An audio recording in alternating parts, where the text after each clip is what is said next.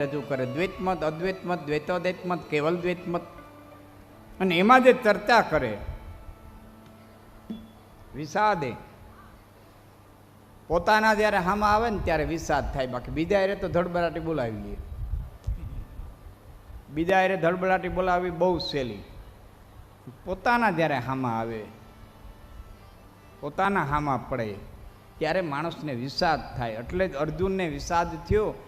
ગીતાજીના પ્રથમ અધ્યાયનું નામ છે વિષાદ યોગ. અર્જુન લડવાથી બીતો નહોતો, બહુ લડ્યો હતો, બહુ લડ્યો હતો. એવું નહોતું કે ભીષ્મ હામો નહોતો લડ્યો, દ્રોણાચાર્ય હામો નહોતો લડ્યો, કર્ણ હામો નહોતો લડ્યો, દુર્યોધન હામો નહોતો લડ્યો. વિરાટનગરના યુદ્ધમાં બધાની હારે એણે યુદ્ધ કર્યું હતું. વિરાટનગરની ગાયુવાળી એ વખતે ભીષ્મ પણ હતા, દ્રોણાચાર્ય પણ હતા, કૃપાચાર્ય પણ હતા, બધા હતા. અને અર્જુન લડ્યો હતો. પણ ફેર એટલો હતો કે ત્યાં એણે વિરાટનગરના મહારાજાનું કાર્ય કરવાનું હતું. અને આ યુદ્ધ કુરુક્ષેત્રના મેદાનમાં પોતાના માટે હતું, પોતાના નિજને માટે હતું. એટલે એને વિષાદ થયો કે આટલા હવારા થાટું થઈને મારે આટલાને કાપવા. પણ એક શબ્દ ભગવાન કૃષ્ણે ત્યાં પકડી લીધો હતો, અને એ શબ્દનું નામ છે આતતાયિનઃ. ધાતરાષ્ટ્રાન આતતાયિનઃ. એવું અર્જુન જ્યારે બોલ્યો કે આ ધૃતરાષ્ટ્રના પુત્રો આ આતતાઈઓને કેમ મારું, એ શબ્દને કૃષ્ણ પરમાત્માએ પકડી લીધો. આતતાઈ કોને કહેવા? તો વશિષ્ઠ સ્મૃતિની અંદર મુનિ વશિષ્ઠજીએ 6 જણાને, 6 સમૂહને આતતાઈ કીધા છે. અગ્નદો ગરદતેવ શસ્ત્રપાણી ધનાત્પદ ક્ષિત્રદારાપહર્તા ચ સતે આતતાયિનઃ. આ 6 ને આતતાઈ કીધા છે. અને આ 6 ને મારવામાં કોઈ પાપ નથી એવું ભગવાન કૃષ્ણ કહે છે. બને એટલો યુદ્ધનો સમય ટાળવો જોઈએ. યુદ્ધમાં કોદી કોઈ ખાટલું નથી. અને ગામડાની ભાષામાં કહીએ તો ઘરમાં ઝઘડો હોય એ પણ એક નાનું યુદ્ધ છે. 2 ભાઈઓ અત્યારે બોલાબોલી થાય એ પણ વાક યુદ્ધ છે. વાદ વિવાદ થાય, નણંદ ભોજાઈ વતારે એ પણ એક વાક યુદ્ધ છે. અને એટલે જ ગામડાની ભાષામાં કીધું છે કે બાપા બાંધણાથી ગોળાના પાણી હુકાય. યુદ્ધમાં મજા છે જ નહીં, પણ આતતાઈ બની જાય. તો આતતાઈ કોને કહેવાય? પહેલી વાત અગ્નદો. સંપત્તિને કોઈ આગ લગાડે તો એને દંડ દેવો જોઈએ. ઊભા ઘઉંમાં કોઈ દિવાહરી મૂકી દે, ઊભા વાડમાં કોઈ દિવાહરી મૂકી દે, ઊભી ગંજીમાં કોઈ દિવાહરી મૂકી દે તો એને દંડ દેવો જોઈએ. દંડને લાયક છે. ગરદો, ગરલ એટલે ઝેર. જમવામાં ઝેર ભેરવીને આપે, પીવામાં ઝેર ભેરવીને આપે તેને દંડ દેવામાં કોઈ પાપ નથી. શસ્ત્ર પાણી. શસ્ત્ર લઈને હામો મારવા આવ્યો હોય, હથિયાર લઈને હામો ઊભો હોય તો સૌ બચાવવા માટે થઈ અને એને મારવો એમાં કોઈ પાપ નથી.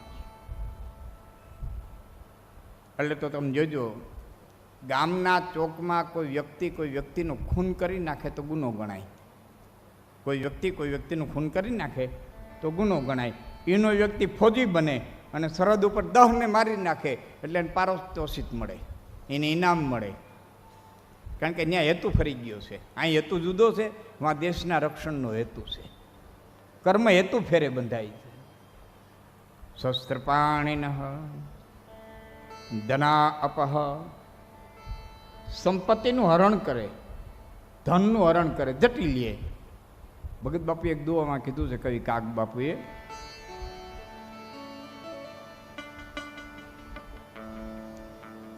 જાગરે વેરી ઘર્યા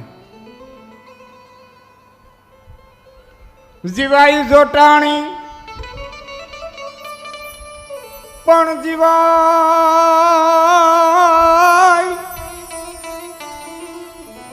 દિવાઈ જોટાણી અનજા ઘર વેરી ઘર્યા તેદી માખી માખી મધતણી એ તો કરડવા ધોળે કાગડા આ માખી મધતણી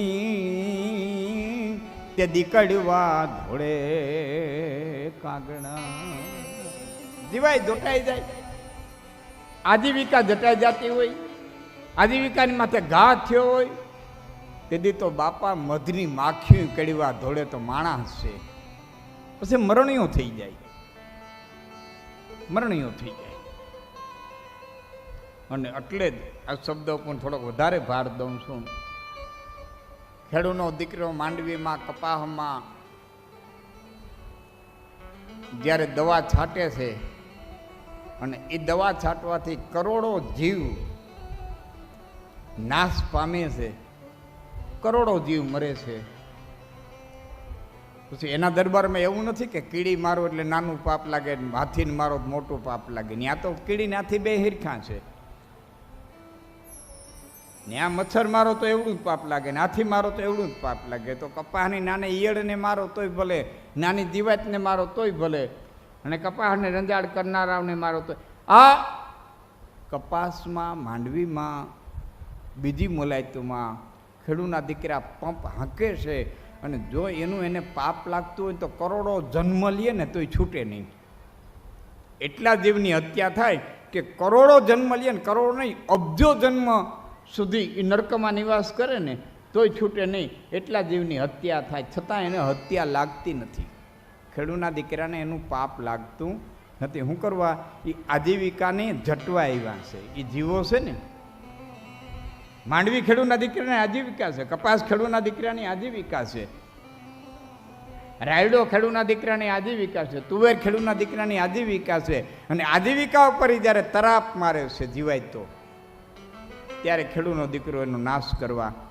દોડે છે મુંડા જ્યારે આજીવિકા ઉપર તળાપ મારે મુંડા જ્યારે માંડવીમાં આવે આજીવિકામાંથી તળાપ મારે ત્યારે ખેડૂનો દીકરો એક વાર ઉંદેડે આવ્યા હતા મારી ઉંમરના આવશે ને એને સાંભળતું છે ઉંદેડે આવ્યા હતા રાતાન પીરાણ પાલી પાલીના રંગબેરંગીન પૂછડી વિનાના અમુક જગ્યા અમુક અમારા ગામડાઓમાં તો 20 પૈસા ત્યાંથી 20 હાલતું 20 પૈસા આવતા એક ઉંદેડો મારવાની 20 પૈસા મજૂરી હાલી હતી કે એક ઉંદેડો મારે ને તો 20 પૈસાની મજૂરી સરકારે દવા દીધી હતી ભજીયામાં મૂકતા મમરાના લાડવામાં મૂકતા એ દરે દરે મૂકી આવતા ને સવાર થાય ને તા એક એક ખાતેણી ઉંદેડા નીકળતા એક એક ગાડું ભરી લ્યો ને બીજેથી એટલા ને એટલા બીજેથી એટલા ને એટલા પાછા ટમાટો મારવા જાવ ને તો આપણે તો કાલે ગાડું એક કાઢ્યા હતા ને આજે એટલા કેમ પછી આપણને ખબર પડે ખરખરે આવ્યા હોય ને એ રોકાઈ ગયા હોય કે આના બિસાડા છોકરાઓનો ભાવ છે નહીં બે ચાર દરે રોકાઈએ આ તો રમૂજનો અવાજ કરું છું કાંઈ એ તો આપણામાં રિવાજ હોય ખરખરાના એનામાં હોય ને પછી આ મરી ગયા હોય મા બાપ છોકરા બિસાણા નાના હોય બીજા ખરખરા આવ્યા હોય રોકાઈ ગયા હોય ઠીક છે પણ ખેડૂના દીકરાને પાપ લાગતું નથી આમ શાસ્ત્ર કહે છે વશિષ્ઠ કહે છે ધનાપહ ક્ષેત્રદારાપહર્તા ભૂમિનું અને સ્ત્રીનું કઈ હરણ કર્યું હોય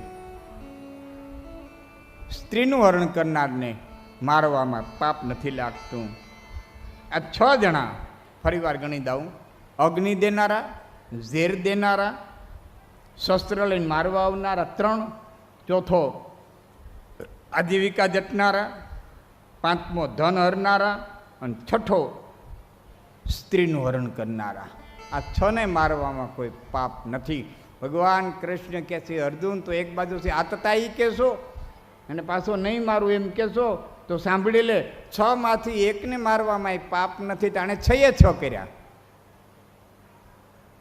લાખાગ્રહમાં લાઈ લગાડી બાળી નાખવાની કોશિશ કરી દ્રૌપદીનું વસ્ત્રાહરણ કર્યું ભીમને ઝેર દીધું તમારી આજીવિકા જટી લીધી તમારી સંપત્તિ જટી લીધી અને 6ઠો અટાણે શસ્ત્ર લઈને હામાં મારવા આવ્યા છે 6 પ્રકારના આતતાઈ છે જો પોતાનાઓના સામે લડવાનું આવે ત્યારે વિષાદ આવે છે. ત્યારે શંકરાચાર્યજી કહે છે કે એમાં આવો સમય મને ઉપસ્થિત થાય ત્યારે એક બળ દઈજે, એક બુદ્ધિ દઈજે, એક તાકાત દઈજે. તું મારી ગતિ છો વિવાદે વિષાદે પ્રમાદે પ્રવાસ. મને આળસ થાય, પ્રમાદ એટલે આળસ થાય ને તે મને સદબુદ્ધિ દઈજે કે હું આળસ મળી ખખેરી અને મારા જે કર્તવ્ય કર્મ છે એ કર્મ કરવા માટે થઈને આવું. કર્તવ્ય કર્મ હંમેશા માટે માણસે કરવું જોઈએ. અને હું જાહેરમાં કહું છું, ધર્મને બહુ ગૂંચવી ન નાખવો. અટાણે એવો બધા ધર્મને ગૂંચવી નાખ્યો છે, ચીગમ જેવો કરી નાખ્યો છે. નથી થૂકી હૂકતા, નથી ગળે ઉતારી શકતા. એવો ધર્મને આમ આમ કૂતરા ભાત વીખે ને વીખી નાખ્યો. હા, વિલા કે અમે મોટા ને, વિલા કે અમે મોટા ને, વિલા કે અમે મોટા ને, વિલા કે અમારો ઈષ્ટદેવ મોટો ને, અમે તમને મોક્ષનો માર્ગ દઈ શકીએ ને બીજા ન દઈ શકીએ ને, આ માર્ગે જાઓ નરકની કાઈમાં જાઓ ને, આ માર્ગે જાઓ તો તમને આ ધામ મળશે. હા, અમારે ગઢવી ગયા હતા એક મહાત્મા પાસે, બપોરનું ટાણું હતું ને, ભૂખ લાગી હતી, મૂળ તો ભૂખ લાગી હતી. એટલે કે મહાત્મા મારે કંઠી બાંધવી તમારી. મહાત્મા રાજી થયા ને મહાત્માએ તરત કંઠી બાંધી દીધી. પછી શિષ્યને કીધું કે બપોરનું ટાણું છે, ભક્તને જમવા દો, આપણા નવા ભક્ત છે. ભક્તએ ખાધું, ગઢવીએ પેટ ભરીને સારી રીતે દાબ્યું અને તરકે લ્યો મહાત્મા નમો નારાયણ. તો ઓલા જે શિષ્યો હતા એને કીધું મહાત્માને કંઈક ધરો તો ખરા, ખાઈને એમનો વૈયા જ આવશે આવતી. એ કે કાં? એ કે મહાત્માએ તમને મોક્ષ દીધો. હે કે મહાત્માએ તમને મોક્ષ દઈ દીધો, કંઠી બાંધી દીધી, હવે તમને જમના દૂત ન ઓડી શકે. પટ્ટો બાંધી દીધો, જેમ આપણે કેમ ને પટ્ટો બાંધીએ માલિક ગણાય, આ પટ્ટાવાળો આનું ઘેટું, આ પટ્ટાવાળો આનું ઘેટું. પટ્ટો બાંધી દીધો, હવે તમને મોક્ષ મળી ગયો, હવે તમને જમના દૂત ન ઓડી શકે. એવું બધું હોય કે અરે અમે સમજતા નથી. મહાત્મા તો મહાત્મા છે, તમારે કંઈક દેવું જોઈએ. ગઢવી કે એક કામ કરો, લીમડીને વઢવાણ બે દીધા. મહાત્માને લીમડી અને વઢવાણ બે દીધા. તો ઓલો કે લીમડીને વઢવાણ ક્યાં તારા બાપના છે તે દે. કે હરક ક્યાં મહાત્મા બાપનું છે, પરબારું મન દઈ દે. ખાવા હાટું આવ્યો તો આલ્યા તારી કંઠી. એમ મોક્ષ ન મળે, એમ હરક આપ મુવા વિનાના હરક ન મળે. કર્તવ્ય કર્મ કર્યા વિનાનું કોઈ કોઈને ગતિ ન દઈ શકે. ગતિ વ્યક્તિએ પોતે જ પોતાના કર્મથી પ્રાપ્ત કરવી પડે. કોઈ બ્રહ્મા નાખે કે મારો ગુરુ તમને આમ મોકલી દે, મારો ગુરુ તમને આમ મોકલી દે. ના, તમારા કર્મ સિવાય કોઈની તાકાત નથી આપણને કોઈ ક્યાંય મોકલી શકે. આપણે જ આપણો પથ નક્કી કરવાનો. એ કંઈ સેટેલાઇટ નથી, ઉપગ્રહ નથી કે અહીં બેઠા બેઠા સંચાલન કરે. અહીંથી આત્મા જાય ને મામા, આથી આત્મા જાય ને એ કંઈ ઉપગ્રહ છે ત્યાં અહીં બેઠા બેઠા આમ આમ કરે એટલે ઓલો વાં ફરે. ના, એ તો પોતાના કર્મ લઈને જાય. તો એક તમને હરકમાં મોકલી શકે, બીજો તમને નરકમાં મોકલી શકે ને. અહીંથી સંચાલન થતું હોય, અહીંથી સંચાલન થતું હોય તો તમારો હિતે શું તમને હરકમાં મોકલી શકે, તમારો દુશ્મન તમને નરકમાં મોકલી શકે ને. નહીં, વ્યક્તિનું પોતાનું કર્મ જ દૂત બનીને લઈ જાય છે. એવું વિવેક ચૂડામણી નામના ગ્રંથની અંદર મહાત્મા શંકરાચાર્યજી, આદિગુરુ શંકરાચાર્યજી કીધું છે કે વ્યક્તિને પોતાના કર્મ જ લઈ જાય છે. કર્તવ્ય કર્મ કરવું, એમાં ધર્મને બહુ ગૂંચવું નહીં. ભાઈ તરીકે, મિત્ર તરીકે, બાપ તરીકે, હારા તરીકે, હારા તરીકે, સંબંધી તરીકે, નાતીલા તરીકે મારા જેટલા કર્તવ્ય કર્મ આવે એ બધા કર્તવ્ય કર્મની માલિક કરું. અડીખમ ઊભો રહું અને મારા કર્તવ્ય કર્મને હું પૂરી રીતે કરું. અને શ્યામના ઉપાસક છો આ બધા. હાલતા ચાલતા ઉઠતા બેહતા હે શ્યામ, હે શ્યામ, હે શ્યામ. એકાબીજા હામાં મળે તો તમે એકાબીજાને કહો છો જય શ્યામ, જય શ્યામ, ભાઈ જય શ્યામ. તો હું તમને કહીશ કે શ્યામનો ઉપાસક સાચો ત્યારે કહેવાય કે જન્મથી માંડી અને મરણ સુધી સતત જે કર્મ કરતો રહીએ. કારણ કે કૃષ્ણનો જન્મ થયો ત્યાંથી કર્મ કરવાની શરૂઆત કરી દીધી. જન્મ થયો અને મા બાપની બેડીયું તોડી ત્યાંથી કર્મ કરવાની શરૂઆત કરી દીધી. ઠેઠ પ્રાચીના પીપળે ભીલના બાણથી વિંધાઈ ગયો તે ઉદ્ધવને ગીતા કીધી. છેલ્લા શ્વાસ સુધી એને કર્મ કર્યું. 125 વર્ષ છેલ્લા એક પણ દિનો પોરો ખાધા વિના, જરા કે આળસ કર્યા વિના 125 વર્ષ જે પરમાત્માએ સતત કર્મ કર્યું અને આ જગતને કર્મનો માર્ગ બતાવ્યો. ને એમ પાછું બોલ્યો ગીતામાં કે મારે કાંઈ મેળવવું નથી છતાં હું કરું છું. મારે કાંઈ મેળવવાનું નથી, મારે કાંઈ પ્રાપ્ત કરવાનું નથી, મારી પાસે હું નથી, છતાં હું કરું છું. હું કેને માટે કરું છું? સમાજ માટે કરું છું. કારણ કે જો હું ન કરું તો મારે પગલે પગલે સમાજ હાલે. બોલ્યા છે ગીતાની અંદર, યત યત આતરતે શ્રેષ્ઠ. હું સંધિ છૂટી પાડીને કહું છું, ગીતામાં તેમ યદદા આતરિત શ્રેષ્ઠ. પણ આપને સમજાય એટલા માટે હું જરાક સંધિ છૂટી પાડીને કહું, શ્રેષ્ઠ તત એવ ઇતર જનાહ સય પ્રમાણમ કુરુતે લોક તત અનુવર્તતે. યત યત આતર્તિ શ્રેષ્ઠ. મોટો માણા જે કર્મ કરે, મોટો માણા જે આચરણ કરે, મોટો માણા પ્રતિષ્ઠિત માણા જેના દાખલા સમાજ દેતો હોય એવો વ્યક્તિ જે આચરણ કરે એને જોઈ અને નાનો માણા એનું કરણનું કરે, એને પગલે હાલે. યત યત આતર્તિ શ્રેષ્ઠ તત એવ ઇતર જનાહ. બીજા માણસો ઇતર જન, તત એવ ઇતર જનાહ સયત પ્રમાણમ કરું. તે હે કુરુ, હે અર્જુન, એને પ્રમાણ માની મને મારો દાખલો દઈ અને દુનિયા કર્મ કરશે. અટાણે ઘણા જુગાર રમવાનો શોખ હોય નથી કહેતા, મહારાજા ધર્મે જુગાર રમતા હતા. જુગારના શોખીન હોય ને દાખલો દઈએ, મહારાજા ધર્મે જુગાર રમતા હતા. પણ પછી પાછો એ ભૂલી જાય કે એનું પરિણામ શું આવ્યું એ જરાક જો ને.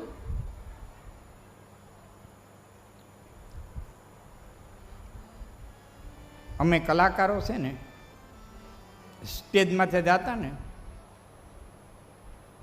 એટલે કોટી પહેરીએ, બંડી. જોકે અમારા વાણકમાં, અમારા દાયરામાં અને આમ આપણા દાયરામાં આ બધું નાઘેરા દાયરામાં કે આ બધું રાજુલા દાયરામાં તો ઘણા વડીલો કોટી પહેરે. અમારે વાણક દાયરામાં ઘણા કોટી પહેરે, પછી ભરવાડ દાયરામાં બહુ કોટી પહેરે. અમે કલાકારો પહેરતા, પણ ત્યાં સુધી સમાજે અમારા હમું બહુ જોયું નહીં. પણ નરેન્દ્રભાઈ મોદીએ ત્યાં કોટી ચડાવીને તે તમામ રાજકારણીઓ મંડી ગયા કોટી પહેરવા. યત યત આતર્તિ શ્રેષ્ઠ તથે વિતર્જના. નરેન્દ્રભાઈ કોટી પહેરી એટલે હવે જેટલા રાજકારણીઓ આવે ને એટલા જભો ને કોટી. આ મોટા માણસ નોનું કરો.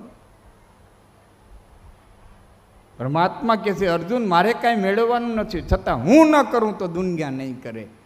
એટલે પરમાત્માએ સાહેબ 125 વર્ષની પૂર્ણ આયુષ્ય ભોગવી, ત્યાં હું તેણે સતત કર્મ કર્યું. તો આ બધા શ્યામના ઉપાસક સૌ.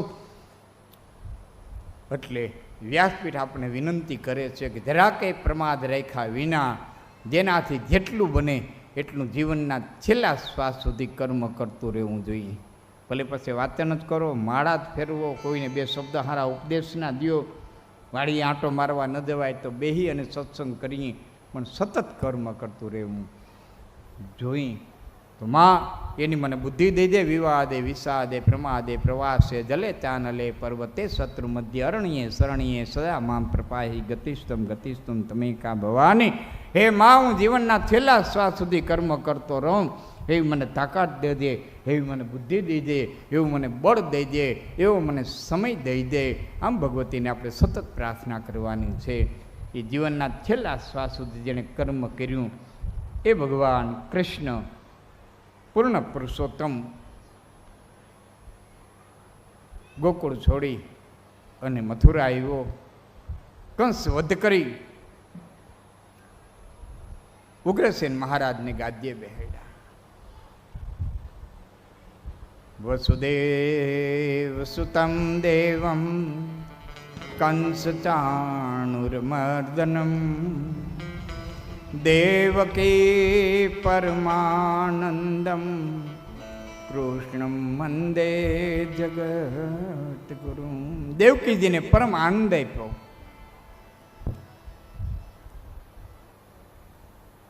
એક જગ્યાએ દેવકી જરાક રોવા માંડ્યા છે. બહેનો બેઠા, બહેનોને માટે આ વાત કહું છું. એક જગ્યાએ દેવકી જરાક રોવા માંડ્યા. કૃષ્ણે કીધું માં હવે તો ખુશીનો સમય છે, દુઃખ બધાય વ્યા ગયા, હવે શું કરવા રોષ? કે દીકરા રોણું મને મારા ભાગ્યો ઉપર આવે છે. કે કેમ? કે મારા હામો આવ્યો ને તે તો સીધો જુવાન થઈને આવ્યો. તારા બચપણનો જે આનંદ લેવો જોઈએ ને, તને નવડાવવો, ધોવડાવવો, તને હમોનમો કરવો, તને ભીનેથી હુકે હુવડાવવો, તને સાફ કરવો, તું ભાખોડિયા ભાઈ ધોળ્યો જતો હોય ને વાહે વાહે મારે દોડવું, તું કંટાળો દેવરાવતો હોય, કંટાળાને સહન કરવો, તું ઢોળી ફોડી નાખતો હો, મારે તને ખીજાવું, આ બધોય લાભ જશોદા લઈ ગઈ, જશોદા લઈ ગઈ. મારા ભાગ્યમાં લાભ આવ્યો નહીં. તારા લાલન પાલનનો લાભ હું લઈ શકી નહીં, એનું મને દુઃખ રહી ગયું. અને આ જીવન આ દુઃખ મને રહે કે મેં તને ભાખોડિયા ભરે હાલતો ન જોયો, મેં તને નાની નાની ડગલીઓ પાડતો ન જોયો, મેં તને ભીનેથી હુકે હુરાવ્યો નહીં, મેં તને પૈપાન કરાવ્યું નહીં. માને સાંત્વન દઈ ભગવાન કૃષ્ણ રાજકાજની મારે ગોથાણા છે. એક શ્યામ ભગવાનની એક મજા આવો, જો તમે આખું કૃષ્ણ ચરિત્ર વાંચશો ને, એકમાં તમને એક વસ્તુ બહુ સરસ જોવા જડશે. આખા જીવન દરમિયાન કૃષ્ણ પરમાત્માએ અનેકનો વધ કર્યો, અનેક રાજાઓનો વધ કર્યો, પણ કૃષ્ણ પરમાત્માએ કોઈ દી ગાદીનો લોભ નથી રાખ્યો, કોઈ દી ગાદીએ બેઠા જ નથી. કંસને મારી ઉગ્રસેનને ગાદી દઈ દીધી, જરાસંધનો વધ કરાવી એના દીકરાને ગાદી દઈ દીધી, શિશુપાળનો વધ કરી એના દીકરાને ગાદી દઈ દીધી, સમ્રાસુરને મારાય એનો દીકરાને ગાદી દઈ દીધી, ભૌમાસુરને માર્યો એના દીકરાને ગાદી દઈ દીધી. પોતે કોઈ દી ગાદીનો મોહ જ ન રાખ્યો, ગાદીએ બેઠો જ નહીં, છતાં દ્વારકાધીશ કહેવાનો, છતાં દ્વારકાનો રાજા કહેવાનો. અને દ્વારકાનો રાજા કહેવાનો એટલું જ નહીં, કૃષ્ણમ વંદે જગતગુરુ, આખા જગતનો ગુરુ કહેવાનો, ક્યાંય ગુરુપદની ગાદી ઉપર બેઠા નહીં, હા, છતાં આખા જગતનો ગુરુ કહેવાનો. એ શ્યામ સુંદર એ કૃષ્ણ મથુરાની અંદર રીએ છે. એમાં ખબર પીડ્યા છે, કંસની બંને પત્નીઓ વિધવા થયેલી દીકરીઓ બાપની પાસે જાય છે, બાપ પાસે રોવે છે, દીકરીના આહુડા જોઈ અને જરાસંધ 3 અક્ષોણી સેના લઈ અને મથુરાની ઉપર ચડાઈ કરે છે. ભગવાન કૃષ્ણે યાદવોને સાવધાન થવાનું કીધું છે, યાદવો સાવધાન થયા છે.